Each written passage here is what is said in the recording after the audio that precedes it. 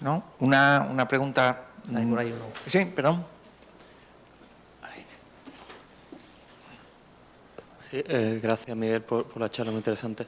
Al final estos se comportan como semiconductores, ¿no? Y en física nuclear utilizamos los semiconductores para medir radiación cargada, ¿no? Iones y electrones. Te quería preguntar si es algo que miráis y si es que sí, ¿cuáles son los pros y cuáles son los contras? Es lo que queremos hacer en la tesis de Sol. Sí, de hecho, nosotros estamos, los laboratorios de, digamos, experimentales están en el Instituto de Ciencias de Materiales, que están pegados al CNA. Podemos hablar. Y la pregunta que yo iba a hacer iba relacionada un poco con la explotación industrial de esto y los costes asociados. Todo el mundo sabe, bueno, todo el mundo sabemos cuánto cuesta el silicio amorfo, el silicio cristalino, las placas solares, cuánto cuesta una placa solar de perovskitas. Bueno, ahora mismo, muy buena pregunta. Yo no tengo unos números exactos y no quiero decir nada que no sea real. Lo que más cuesta, de hecho, no es la perovskita, lo que más cuesta es el sustrato conductor transparente, ¿vale? El sustrato conductor transparente es vidrio, que encima se pone en 150 nanómetros de tin doped, ¿cómo es? FTO, oído, indium doped tin oxide, óxido de estaño dopado con indio o con floro, ¿vale? Entonces, eso es lo más caro. Lo que sí que es verdad, sí que hay muchas empresas, de hecho ya hay una empresa china que tiene paneles de 1 metro cuadrado, no lo he puesto por un poco de confidencialidad como está en YouTube, pero ya hay gente que está poniendo paneles en tejados, están produciendo para plantas de gigavatios y demás. Lo que va a ser lo primero que haya en el mercado, sin embargo, es algo que no he mencionado. He mencionado así para otra cosa. Son las tándem. Tándem, pero os quita silicio. ¿Okay? Lo que se va a hacer lo primero, como el silicio ya es un sustrato, lo que se va a hacer lo primero es por utilizar el silicio, que ya se conoce muy bien, y, digamos, aumentando el coste un porcentaje, se va a conseguir aumentar la eficiencia por la tándem un porcentaje mayor de lo que te cuesta. Eso es lo que está haciendo la empresa pionera en el mundo, que es Oxford Photovoltaics, que es la empresa de Oxford, del paper ese primero que os enseñé, y bueno, ya han mandado palés a América, que son los primeros que lo están montando y eso. Muy bien. Bueno, pues muchos problemas por resolver y mucho trabajo por hacer. Bueno, pues si no hay más cuestiones, pues agradecerte de nuevo, Miguel, la magnífica charla. Gracias.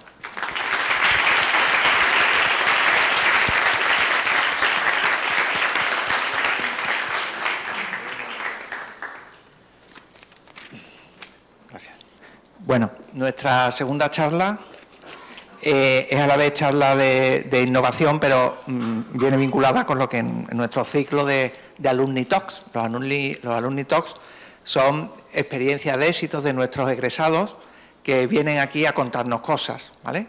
Tiene la característica, son jóvenes, son compañeros que acaban prácticamente de terminar y bueno, pues sorprende que pues en 1 o 2 años pues ya hayan tenido un desarrollo profesional que yo calificaría casi de vertiginoso. Bueno, pues un poco vienen a contarnos eso, personas que están obviamente vinculadas al mundo de los materiales. En concreto, vienen Carmen López y Mario Suero. Carmen está en Capgemini Engineering y Mario en Airbus. Ambos son egresados del grado en Ingeniero de Materiales. Carmen está haciendo el máster de Ingeniería de Nuevos Materiales. Y bueno, pues nos van a contar su experiencia, digamos, en 2 fases. Uno es qué pasó desde que terminaron la carrera hasta ahora y luego pues ya algo más concreto sobre elementos finitos y cosas de esas. Ya nos lo contarán, ¿vale? Venga, muchas gracias.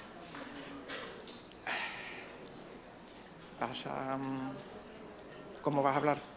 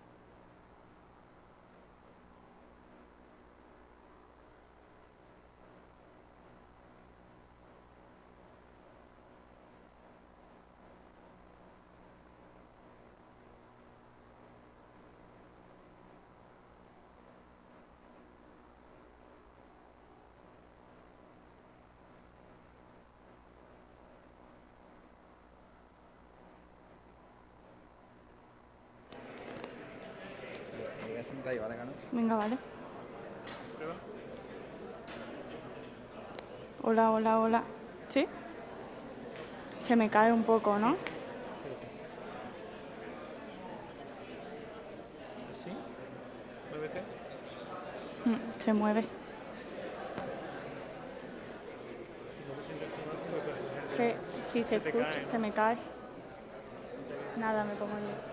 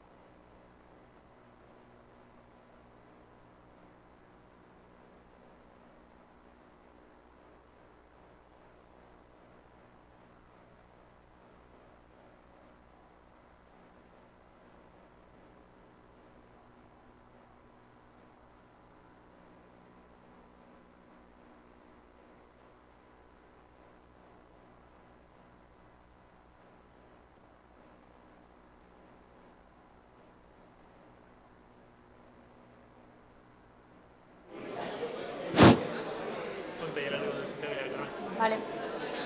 Hola, hola.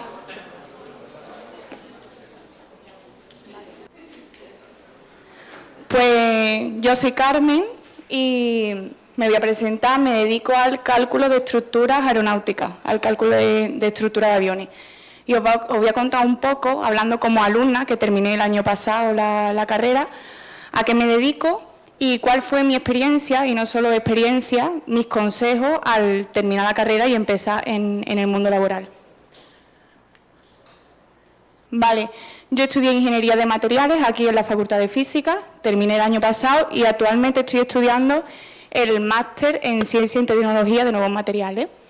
Y como he dicho, soy ingeniera de cálculo, me dedico al cálculo de estructura de aviones y estoy en una empresa que se llama Capgemini. ¿Qué es esta empresa? Capgemini es una consultora internacional. ¿Qué hacen las consultoras? Las consultoras son grandes empresas que ofrecen servicios en diferentes sectores. En el caso de Capgemini, puede ofrecer servicios desde sanidad, energía, desde banca hasta automoción y aeroespacial y defensa, entre muchísimos otros. Las consultoras suelen ser empresas grandes que ofrecen servicios en muchísimos sectores distintos.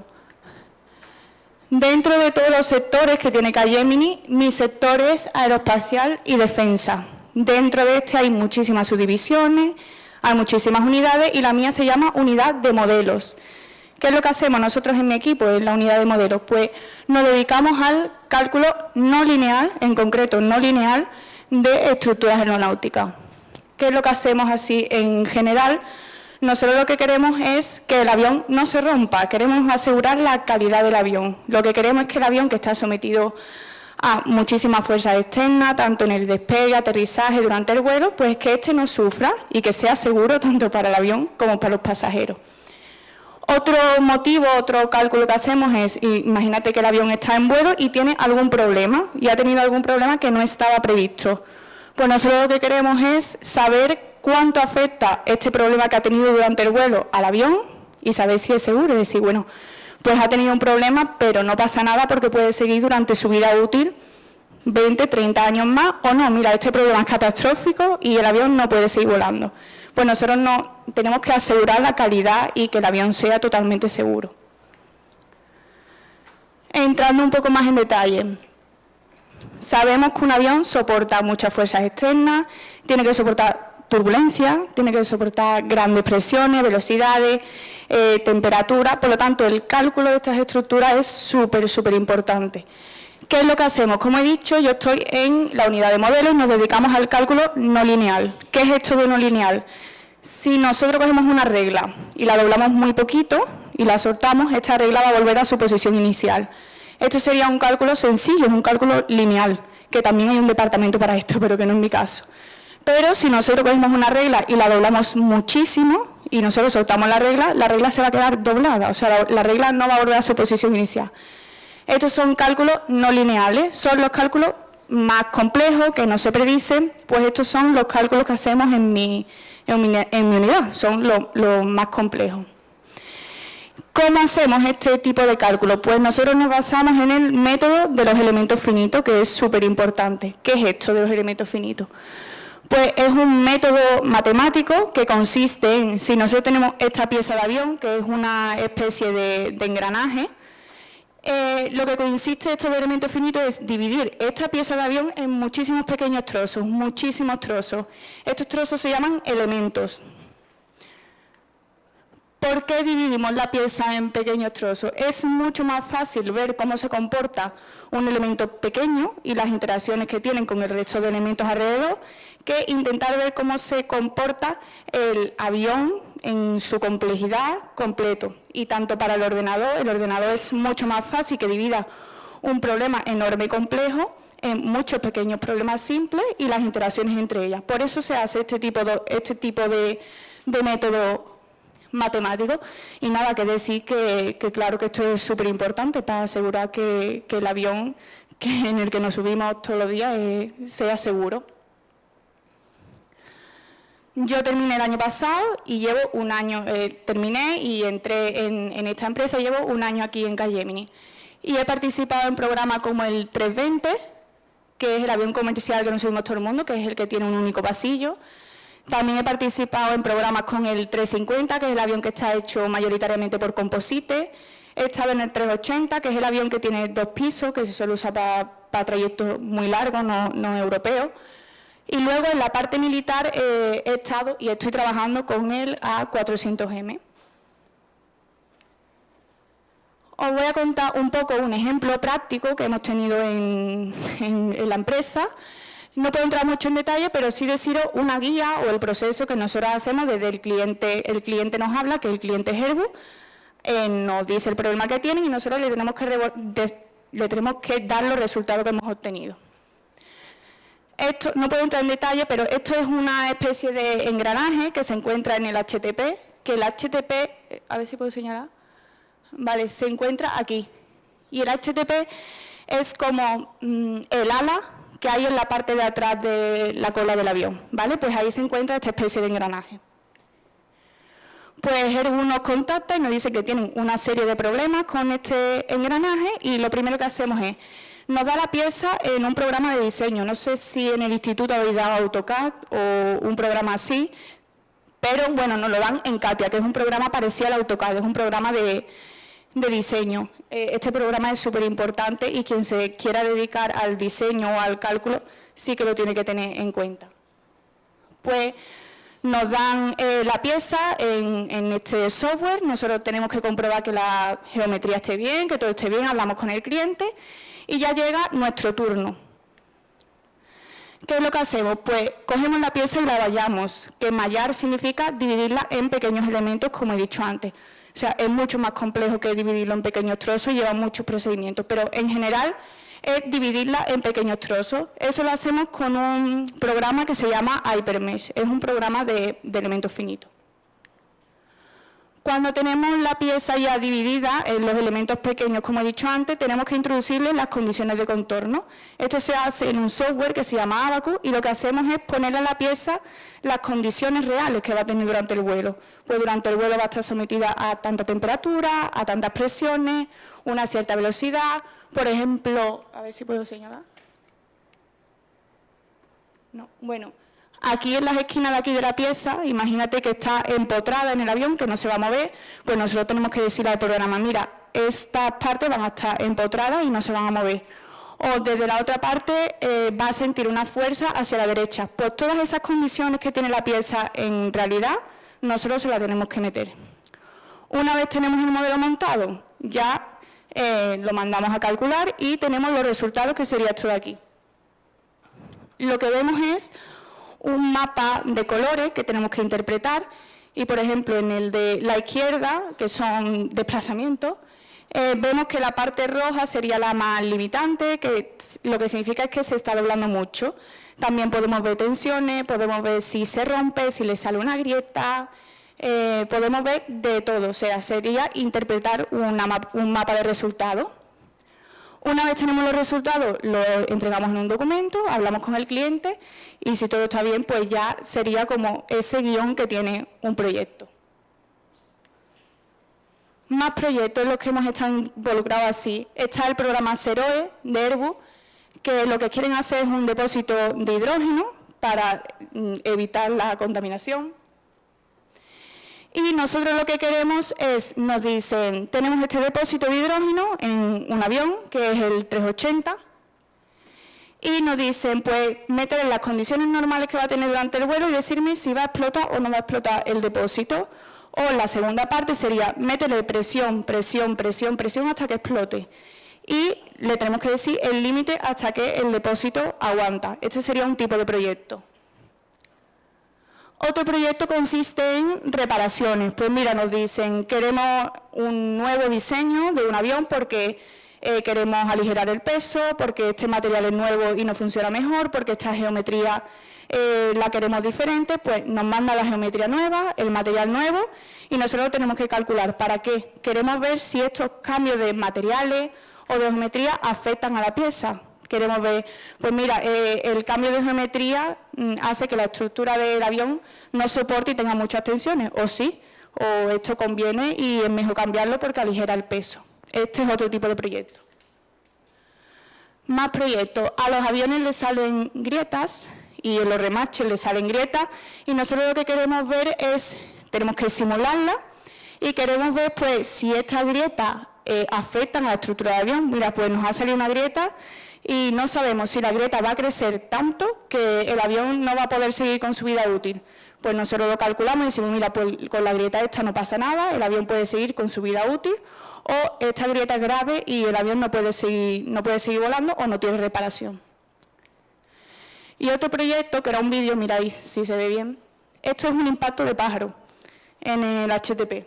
Y entonces nosotros lo que hacemos es, tenemos que simular este impacto de pájaro en Hypermed con elementos finitos y eso de ahí es un ensayo experimental. O sea, desde Airbus lanzan un pájaro al HTP y nosotros tenemos que comprobar si lo que nosotros hemos calculado concuerda con un ensayo real. Igual que se hace con un pájaro, lo hacemos con alas de cualquier parte del avión que se haya disparado, nosotros lo simulamos. Porque son los ensayos o los casos más complejos, no son casos lineales. Y en la simulación, no solo en el vídeo experimental, también podemos ver cómo el pájaro se comporta, cómo se comporta. O sea, nosotros en la simulación no solo vemos un mapa de tensiones, vemos un vídeo de cómo se va moviendo el pájaro y cómo va impactando y cómo se va comportando el ala. Tal cual lo veis aquí, simulado. Y bueno, si alguien se quiere dedicar al cálculo, como consejo, más como alumna, que terminó el año pasado, asignaturas de la carrera de Ingeniería de Materiales que verdaderamente importan si te quieres dedicar al cálculo son algunas de estas, muchas más, pero algunas de estas. Porque, por ejemplo, das ANSYS y Abaqus, que son programas, software de elementos finitos, no es exactamente el que estamos usando en la carrera, pero a mí me abrió muchas puertas para adentrarme al mundo de los elementos finitos. Yo hice el TFG de análisis de uniones adhesivas y usé elementos finitos. Yo aquí sabía muy poco de elementos finitos, pero contacté con un tutor que era Alberto Barroso y me enseñó muchísimo. Y aprendí mucho de los elementos finitos. Y lo que os quiero decir es que a mí el TFG de verdad me ayudó a conseguir trabajo. Y lo que os quiero decir es que si todavía no habéis hecho TFG o TFM, que si tenéis la oportunidad de pensarlo bien, de escogerlo, que lo hagáis. Que no hagáis un TFG o TFM por terminar la carrera o el máster rápido, que el TFG es una oportunidad de hacer un proyecto tuyo, propio, de aprender, y que te da la oportunidad, que parece que no, de abrirte puertas a empresas. O sea, y de hacer un tema durante un tiempo y un proyecto tuyo de que te gusta. Otra parte importante que yo hice durante la carrera es hacer prácticas curriculares y extracurriculares. Estas son prácticas que te ofrece la Universidad de Sevilla para poder meter pie en una empresa.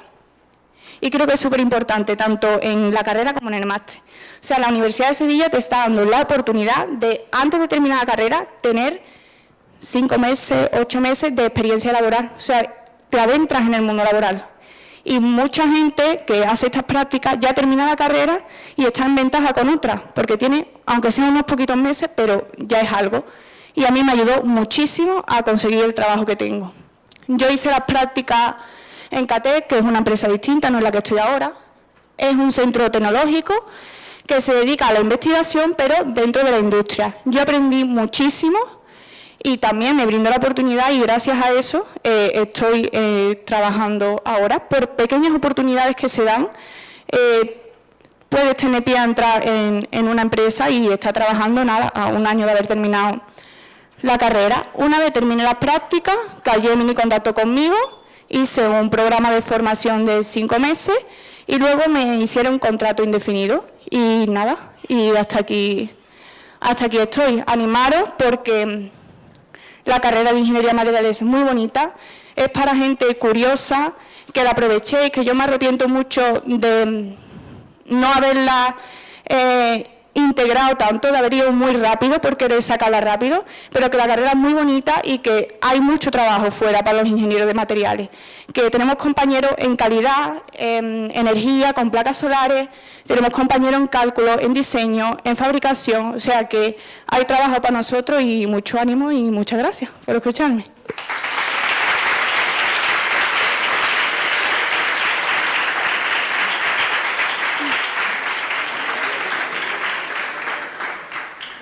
Nada, si alguien tiene preguntas. Pues dale.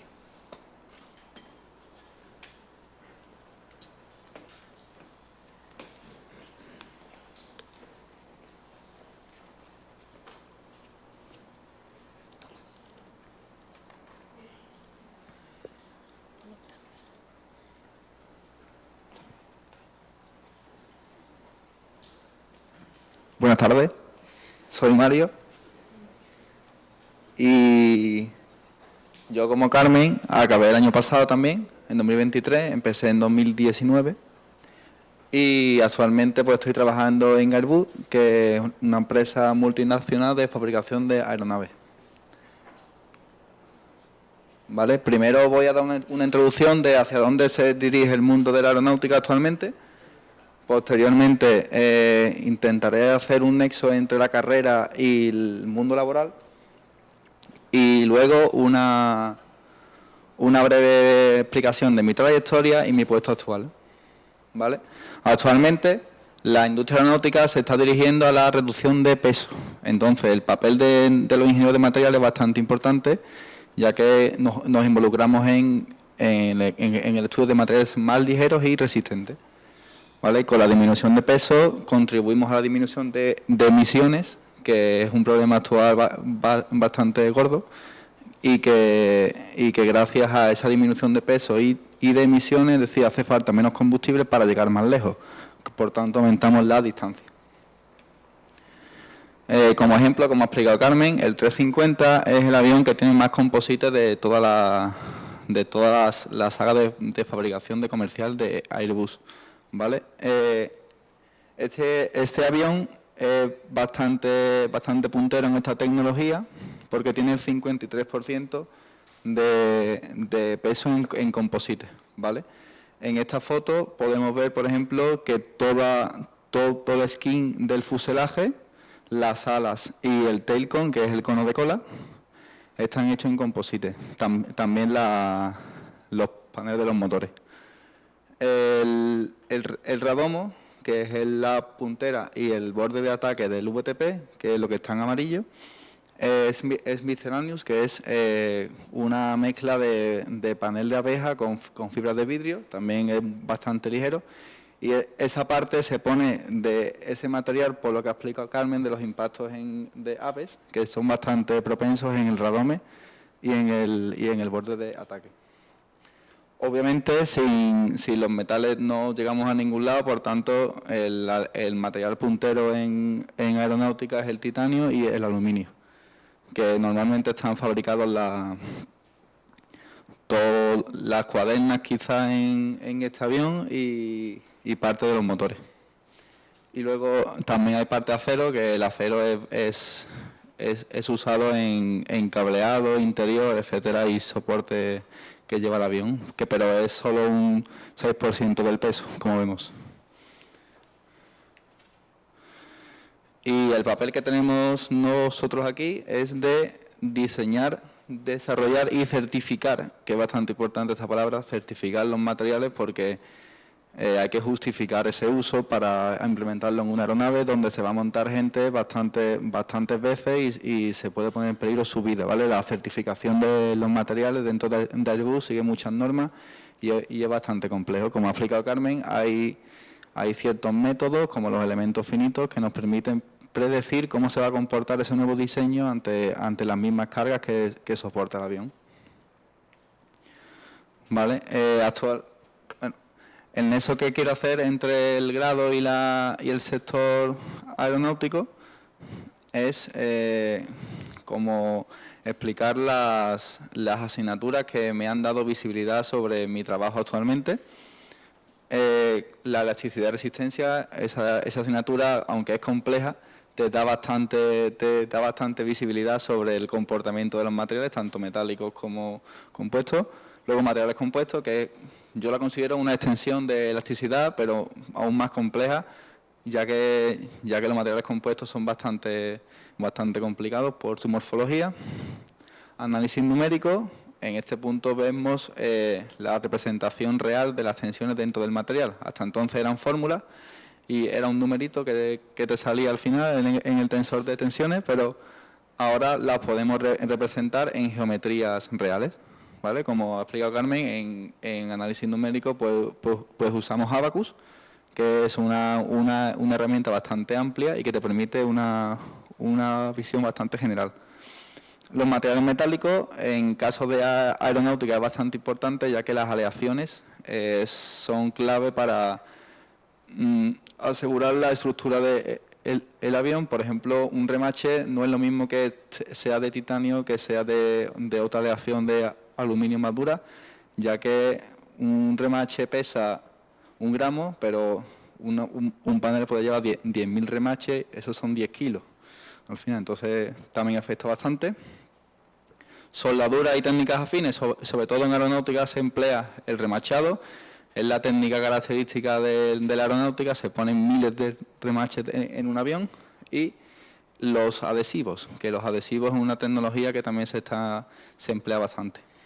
Sobre todo las partes de composite, ¿vale? Esto te da visibilidad para interpretar las normas de Airbus de remachado y taladrado, que son bastante complejas, ya que hace falta entender cómo se comporta un remache en una unión, y con esta asignatura te da esa capacidad de no pegarte 3 horas leyendo la norma e interpretándola, sino media hora. Fallos en el servicio. Es una asignatura que pasa un poco desapercibida porque es en cuarto y ya estamos cansados de la carrera, pero me dio bastante luz en cuanto a ensayos no destructivos. Al final es una técnica que se emplea bastante en aeronáutica porque te ayuda a a cuantificar el daño que lleva un avión en su recorrido, en su vida útil, ¿vale? Tanto se emplean líquidos penetrantes para la detección de grietas en trenes de aterrizaje que se dañan bastante en los ejes. También para corrosión se emplea eddy current. Es una técnica que mide cómo se propaga una onda a través del material. El material metálico se emplea para determinar el grado de corrosión que lleva la pieza, porque hay piezas que son metálicas y están sometidas con la sal de los aeropuertos para quitar el hielo y tal, se van corroyendo bastante. Luego, en composite se emplea bastante ultrasonido, creo que es la más conocida, que te indica las delaminaciones que tiene el material y los defectos que puede tener, y pueden derivar en grietas posteriormente. Y luego el tap test, que es una técnica bastante parecida pero menos compleja, ya que el equipamiento es un martillo y un de esos de los médicos, y tú vas escuchando cómo rebota esa onda acústica y la interpreta. Sí, corrosión para el tema de lo que he explicado, de que hay bastante corrosión en los aviones, es un tema crítico. Y luego el trabajo de fin de grado, la clave, si os queréis dedicar a la aeronáutica, es orientarlo hacia el cálculo, el diseño, en mi caso a la fabricación de piezas de material compuesto. Y que la hice con el mismo profesor que Carmen, con Alberto Barroso, en el departamento de estructura, allí en La Cartuja, en la ESI, y que te da bastante visibilidad de la empleabilidad de esos materiales. En mi caso fue ensayarlos a fatiga y determinar el crecimiento de las grietas a lo largo de los ciclos con un microscopio. Era bastante interesante.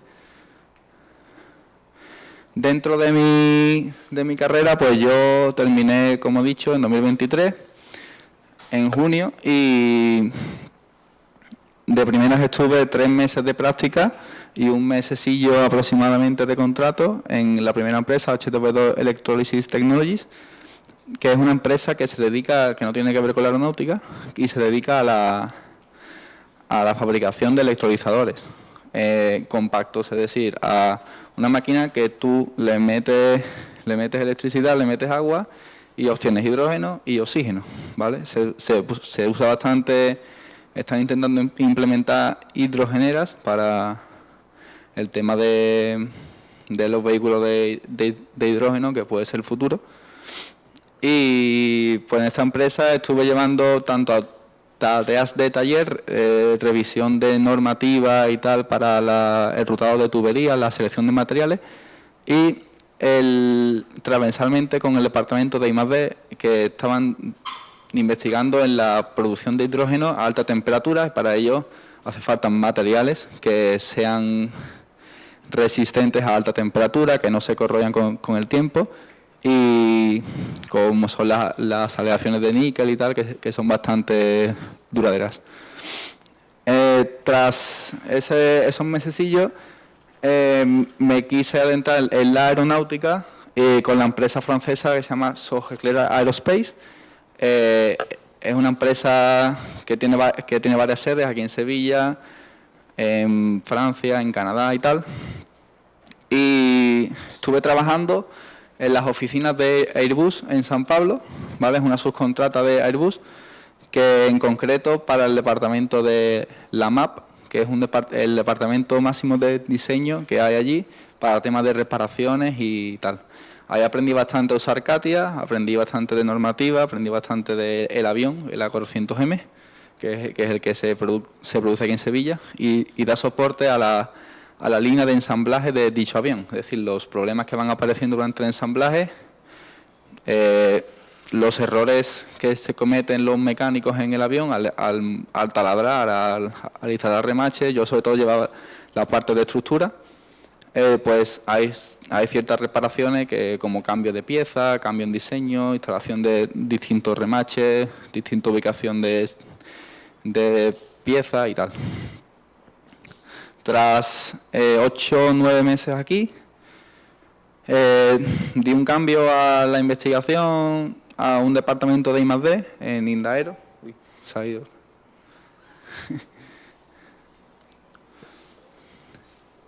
Donde estuve en un equipo de I+D y estábamos con un proyecto con un consorcio de varias empresas, un proyecto de intentar diseñar un avión que funcione con amonia y con hidrógeno, una mezcla.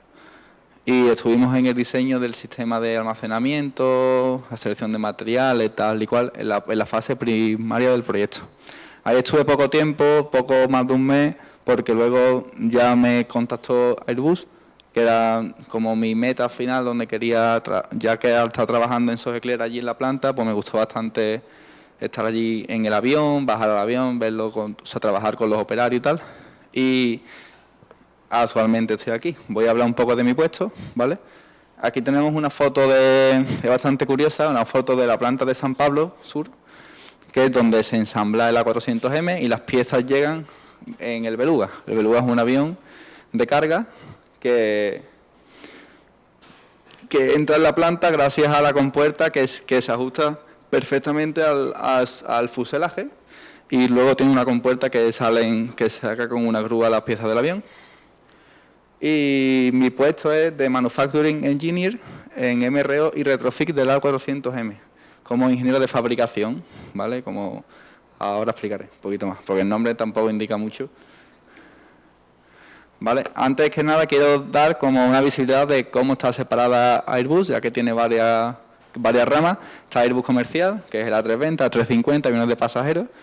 El Airbus Defensa y Espacio, ¿vale? Que es lo que hay aquí en Sevilla, lo que hay en Tablada, que es el A400M, el 295 y tal. Y Airbus Helicopter, que es los helicópteros de combate que tiene Airbus. En Albacete hay una planta de esto. ¿Vale? Dentro de Defensa y Espacio, en San Pablo, aquí en Sevilla, está la FAL, que es la Final Assembly Line, la línea final de ensamblaje del avión, donde yo trabajaba en la MAP, y ahora estoy trabajando en MRO y Retrofit, que es la siguiente rama, ¿vale? Esta rama es prácticamente como un taller de coche, ¿vale? Tú compras un coche y cada X tiempo pues tienes que llevarlo a hacerle un mantenimiento y tal, cambiarle piezas, pues esto es lo mismo. Estos son aviones en servicio del A400M que están volando y que cada X tiempo pues tienen revisiones programadas para mantenimiento y tal. Y retrofit significa como implementaciones de mejora. Entonces yo dentro de este puesto estoy sentado allí hay varios hangares y cada hangar se dedica a un avión, a un número de serie. Y dentro de este hangar estamos varias personas, estamos la gente de ingeniería, 2 personas normalmente, yo y una compañera mía, que nos dedicamos a temas de reparaciones de disposiciones en el avión. Es decir, los mecánicos nos reportan un avión, o sea, un problema, perdón, y nosotros mediante las normas, manuales y tal, le damos la disposición para esa reparación. Luego, también depende del hangar, está calidad, que calidad es una persona que se certifica de que los procesos se están llevando de acuerdo a la normativa para que el cliente del avión, un país, cuando revise documentación no vea cosas raras, ¿vale? Producción es la cabeza pensante de la programación de las tareas durante la parada del avión en el hangar, y producción es la encargada de planificar qué tarea se hace cuándo y cuántos recursos se emplean en esa tarea. Y finalmente control de producción, que es la cadena de suministro, la supply chain del hangar, que es donde si para una reparación pues nos hace falta este sellante, este remache, se pide y ellos son los encargados de traerlo al hangar. ¿Vale? Y como he contado, pues dentro de esos hangares se realizan reemplazos de piezas, como pueden ser las palas se dañan bastante en los aterrizajes y tal, sobre todo cuando aterriza en una pista, en arena o tal. Y también reparación de daños, como son impactos de pájaros en el radome, en los trenes de aterrizaje y luego propios del fuselaje también. Y mejoras en los sistemas, por ejemplo, que son las partes de retrofit, que no todos los aviones hacen eso, algunos hacen mantenimiento y otros mantenimiento y retrofit, que es la implementación de sistemas que no traía el avión, como los extras en el coche, más o menos. Tampoco da mucha información, pero es prácticamente como eso. Y las tareas propias de mantenimiento, lo que sería un cambio de aceite en el coche, pues aquí cambiamos cada X ciclo, imaginarse por una pala y cambiarla cada tanto, o el hidráulico de los flaps también. Ya depende, hay infinidad de tareas, hay paradas de diferentes tiempos y no todas son lo mismo, ni todas se llevan los mismos recursos. Y finalmente eso, pues ya explicado más o menos mi puesto, tampoco da muchos detalles, como es cosa militar y tal, pero espero haber dado una más o menos idea y que mucho ánimo porque al final hay luz al final del túnel.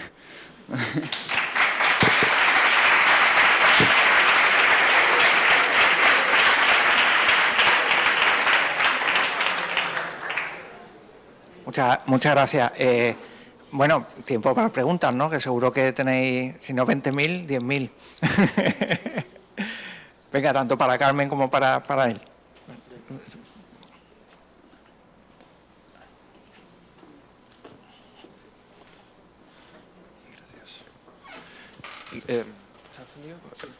Vale, muchas gracias por la charla. Yo me ha surgido una pregunta sobre todo cuando has mencionado lo del retrofit.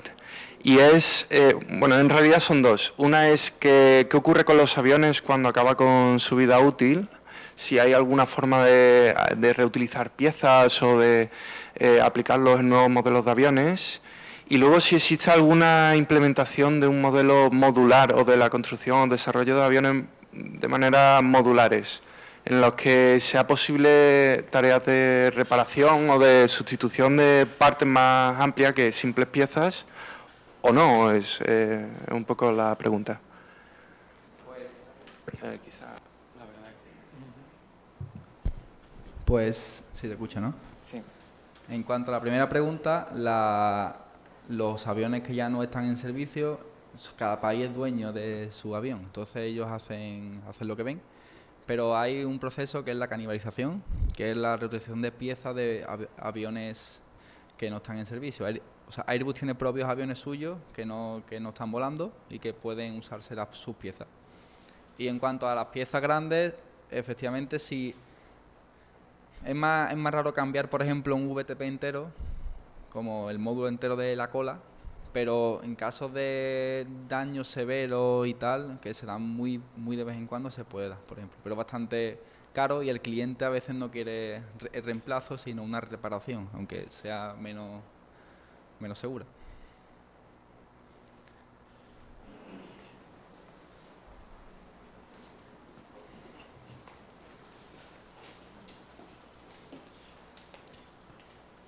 Hola. Antes has estado comentando tu paso por las diferentes empresas y quería saber, tipo, las empresas te van a buscar, tipo, te buscan y te llaman, o tú estás registrado en algún lado, ¿cómo va eso? No, al final por LinkedIn te vas enterando, ves una oferta, aplicas y tal, y... Pero que tú vas aplicando a la... Claro. Eso vale, no digo, lo mismo te van buscando por ahí. Digo. La gente con poca experiencia como nosotros tenemos que movernos, hablar con esto, hablar con aquel, y al final pues ya cuando tienes más experiencia y tienes un currículum grande que te respalde, pues ya se te pueden llamar. Yo te diría que depende, porque en mi caso, por ejemplo, cuando yo terminé las prácticas en la primera empresa, en Catec, a mí me contactó Capgemini desde LinkedIn y yo no eché ninguna oferta. O sea que mi consejo es, no sé en qué curso estás, pero que cuando termine el último año te hagas un buen perfil de LinkedIn y te hagas un buen currículum, porque sí que te abre muchas puertas. O sea que no mires LinkedIn como una cosa que me obligan a hacer, que no, que de verdad que buscan, y los que se dedican a recursos humanos tienen un LinkedIn diferente a nosotros, donde tienen muchos filtros y le salen muchas personas como nosotros. O sea, además de que tienes que buscar, porque hay muchísima gente y tienen que seleccionar mucha gente, que tengas un buen currículum y un buen perfil, o tengas todo detallado, que te buscan también. O sea, que hay trabajo para nosotros.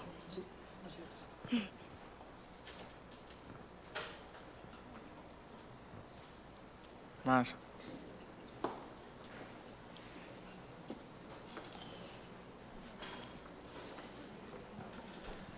Muchas gracias por contarnos vuestro trabajo. Yo tenía un par de preguntillas, si hay tiempo.